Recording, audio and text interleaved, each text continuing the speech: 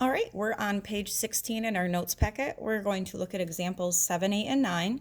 So if you don't have your notes out or some paper, go ahead and pause this right now so that you can grab that stuff, and then you can restart it. So remember, our goal when we're looking at these is we want at least one of our two equations to have x or y by itself. But if I look at both of these, neither one has x or y by itself. So I have to pick one and turn it to where just x or just y is by itself. I'm going to pick this one just because it's the easiest one to put in to get my x or my y by itself. So if I can move my x or I can move my y, it doesn't make a difference, but I'm going to move my y. So instead of a negative y, I'm going to say plus y. I'm going to add y on both sides. Those cancel. I'm left with x. I have a 2 and a y. Those are not like terms, so I cannot combine them, so I just leave them separate. So I have negative 2 plus y, and it doesn't matter what order you put it in, as long as you keep the negative with the 2. Now I have x by itself. So now I can take this negative 2 plus y, and I can plug it into this x over here. So now it's going to say negative 2, but instead of times x, it's going to be times negative 2 plus y, and then I'm going to bring this stuff down. Plus 2y equals 2. Now you want to make sure, do I only have one variable? Because the whole goal in substituting is that now you're working with the same variable. So now all my variables are y's. So I'm going to distribute this negative 2.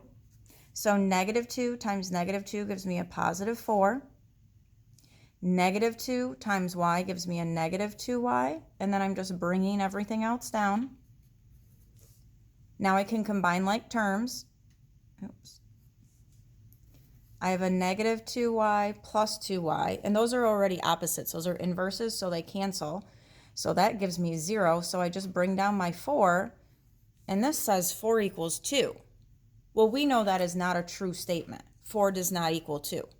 So when that happens and we get a not true statement, if we remember back from a previous chapter that we did, if we were left with a true statement, like 4 equals 4, then there are infinite solutions. If we're left with a not true statement, there are no solutions, and we can just stop right there. And if we're left with x equals a variable or y equals a variable, we know there are 1 solutions. So again, if you're left with a not true statement, then there are no solutions. That means if you were to graph those points, they would not cross anywhere on the graph. All right, here I have y by itself, so I can take this whole group and I'm going to plug it in for this y right here. So it's going to say 2x minus 2, but instead of 2 times y, it's going to say negative 2x plus 1 equals 4. And I'm going to solve this part. So I need to distribute this negative 2. So I'm just bringing down my 2x. Negative 2 times negative 2x is going to give me a positive 4x. And negative 2 times positive 1 is going to give me a negative 2. Now I can start combining like terms. So I have a 2x plus 4x, so same signs, add and keep, so that's going to give me 6x. Now my goal is to get x by itself. So again, we can cover up that x, and I'm going to do the inverse or the opposite to this 2. So instead of minus 2, we're going to add 2 to both sides. Bring down our 6x, and 4 plus 2 is 6. My last step to get x by itself is going to be to, instead of multiply by 6, I'm going to divide both sides by 6. And 6 goes into 6 one time. So right now I have an x value. So this is going to tell me that I have one solution. So now I'm going to plug in my x value to find my y. And the easiest one to do that to, I believe, is the one that already has y by itself. So we're going to use y equals negative 2, but instead of x, I'm plugging in a 1 plus 1. Negative 2 times 1 is negative 2, and negative 2 plus 1 is going to give me a negative 1. So this has one solution, and we're saying that the ordered pair is x is 1 and y is negative 1. So this would be my solution. And then we can check it to make sure by plugging in 1 for x and -1 for y and making sure it makes sense. Does it equal out? All right, and the last one we're looking at, neither one of them has an x or a y by itself, so we have to change one of them. I'm just going to change this bottom one. And I'll move my 6y. So instead of plus 6y, I'm going to make it minus 6y.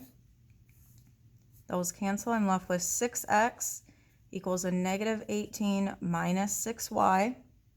Now I'm going to divide everything by 6. And I'm left with, so -18 divided by 6 is a -3. A -6y divided by 6 is a -1y, which is the same thing as -y. Now that I have x by itself, I can plug this in to either of my equations. Okay, it doesn't matter. So let's go with, we'll do 8. Instead of 8 times x, it's 8 times -3 minus y plus 4y equals -20. And now I have the same variables, so I know I'm good to go. I'm going to distribute with my 8. 8 times -3 is a -24. 8 times -y is a -8y. I'm going to bring down my 4y. And now I'm going to combine like terms. I can combine those y's. So I just bring down my -24. A -8 and a +4, so different signs subtract, and then you keep the sign of the bigger number. So it's going to be a -4y. And I want to get y by itself, so I need to move this constant. So instead of a -24, I'm going to add it. And I'm left with -4y and a -20 and a +24, so different signs subtract. I'm left with 4, and it's going to be positive because that 24 is bigger and it's positive. Now I'm going to divide through by -4, and I'm left with y equals -1. So now I know my y value. I need to plug it back in to get my x value. So right here, we solved to get x by itself. So we can use this to plug in this -1. If you want to make sure that you did it right, you could use one of the other ones just to double check. But I think we're pretty safe to use this one. So we're going to do x equals -3. You keep that minus, and then y is -1. So now we are distributing, remember, with like that ghost one, that -1. So it's going to say x equals -3, and a -1 times -1 is going to give me +1. And a -3 and a +1 is going to give me a -2. So now I have an x and y value, so we're saying that our ordered pair is -2, -1. So we believe that when we graph this, they're going to cross at the ordered pair -2, -1. And we could plug those into these equations to double check that they both worked out.